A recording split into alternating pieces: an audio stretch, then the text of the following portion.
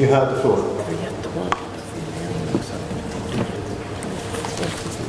Thank you very much.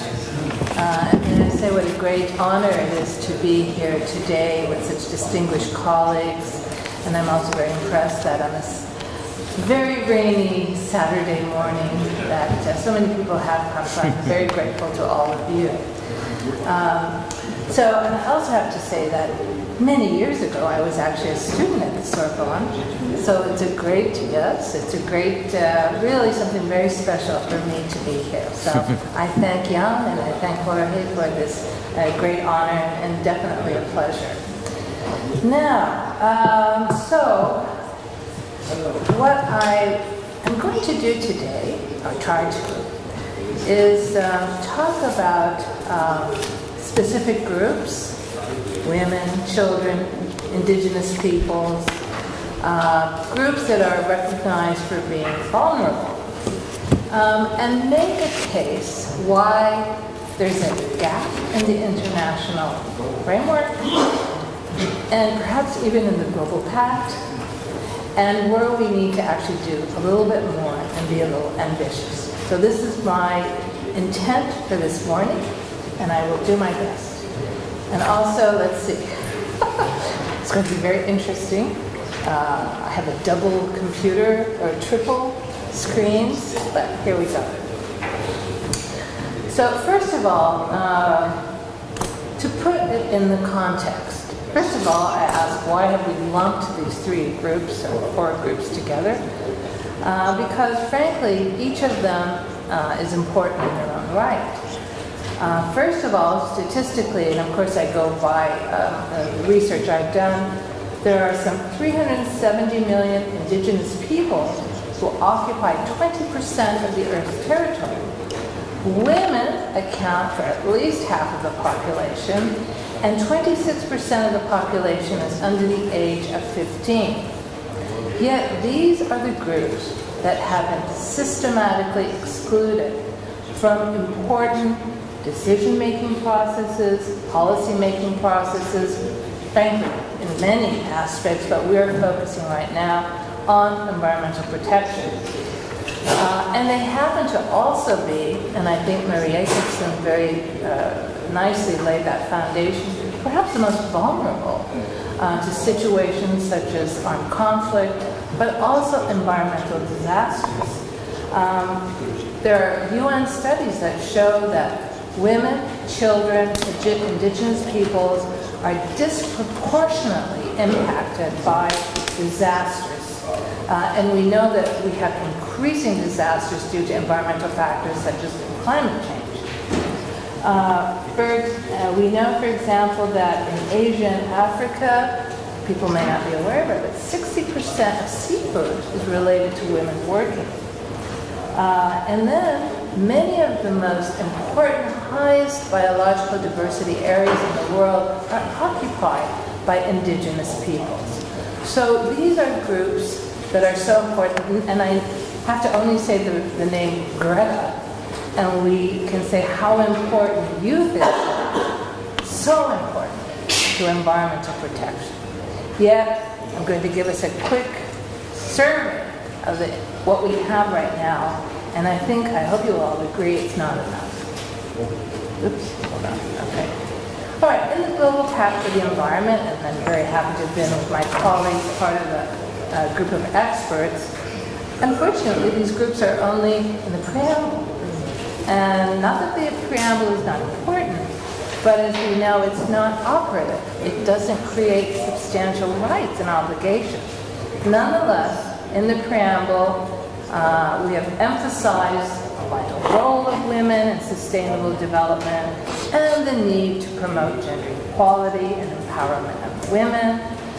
In the preamble, we're conscious of the importance of the rights and knowledge of indigenous peoples, local communities, children, migrants, and it goes on to other groups. There are other groups of vulnerable people as well. All right, am I doing it? Now, so what I'm going to do is take, again, an overview, very broad category, soft law, non-binding, but nonetheless important. I think, the whole issue of soft law is a topic unto itself, And then our traditional hard law binding instruments. Of course, we start with the historic 1972 United Nations Conference on the Human Environment and the principles there, but there's nothing on these groups, really. Principle 19 makes reference to education, so we can kind of read into that youth. It's not really till we get to it. In between, I should add, I didn't put those in. We have the Brundtland report. There's some developments going on for women, but when it comes to principles itself, I think we look to the 1992 Rio principles. And principle 20, again, looking at the vital role, but we're talking about the role of women, not rights of women. Principle 21, yes, let's mobilize youth, and we see that youth is mobilized today, so in that sense, perhaps Principle 21 is being activated. And again, recognizing the indigenous people. In this case, it's the singular. This was an issue that had been criticized, but later we now refer to indigenous peoples and their communities, again, highlighting their vital role. Agenda 21, which is the very extensive roadmap for implementing the Rio framework, again incorporates women, the role of youth, and indigenous peoples. There's also the Earth Charter, again an important instrument, which affirms gender equality and equity. It recognizes the special attention to the rights of indigenous peoples and minorities. Again, when we look at the next development, which is the World Summit on Sustainable Development, here we're not talking about rights again. This is the point I'm going to be making, but recognizing, that women, gender, women, young people, they need to all benefit from the outcomes of the summit. Again, where the states are committing themselves to ensuring women empowerment, gender equality, and also reaffirming the role, the vital role of indigenous peoples. And I know I may go, so how do we do the time? You will. Don't worry. Don't worry? I'll tell you. Okay. Because I probably have more slides than I really should. This is so important, of course. The UN Declaration of the Rights of Indigenous Peoples, because now we have an instrument that, for the first time for indigenous peoples and their communities, is actually outlining rights. And this is a UN resolution. It's adopted by about 143 states. And so to here, it's very clear. It's much broader than environment. The environment is very important. And Article 29 recognizes that the indigenous peoples have the right to the conservation and protection of the environment. So this is very clear language that we should keep in mind. Now, of course, the important Rio Plus 20 that took place 20 years after, of course, the 19th. Oh, have I not? Is that? Oh. Okay. Now this is where my coordination is slipping away. It was 20 years after the important Rio principles. And I've highlighted, but really, these principles, have we made much progress? Yes, we're recognizing, again, women, indigenous peoples, youth, but the language is, again, soft language, particularly when it comes to women, I have to say. Again, in principle, in paragraph 45, they're underscoring that women have a vital role. We've known this now for over 20 years. But nonetheless, highlighting the importance of these groups. Now we're in 2015, the Sustainable Development Goals, again, very important, our agenda for 2030. And goal number 5 is specifically directed at gender equality, empowerment of women and girls. So we're including youth in this case. There's no individual SDG for indigenous people, but it's scattered throughout the different SDGs. And overall, youth and children are recognized when it comes to education in SDG SDG 4. So we really don't have a specific sustainable development goal related to sustainable development outside of education for youth. Now let's look at the hard law instruments. Is that right? Where am I? Hold on. Is it correct? Hard law instrument? Yes, okay. So I'm going through some of the key environmental instruments. And of course, we always start with the Ramsar, 1972. Of course, we wouldn't expect actually that there would be anything in it, and there's not in the text itself. And what you'll see in a lot of these binding instruments related to different environmental issues is that they try to address this gap for women and indigenous peoples, not so much youth, through adopting instruments, decisions. In this case, in their strategic plan for Ramsar 2016-2024, they adopted Target 10, which specifically refers to indigenous peoples and local communities.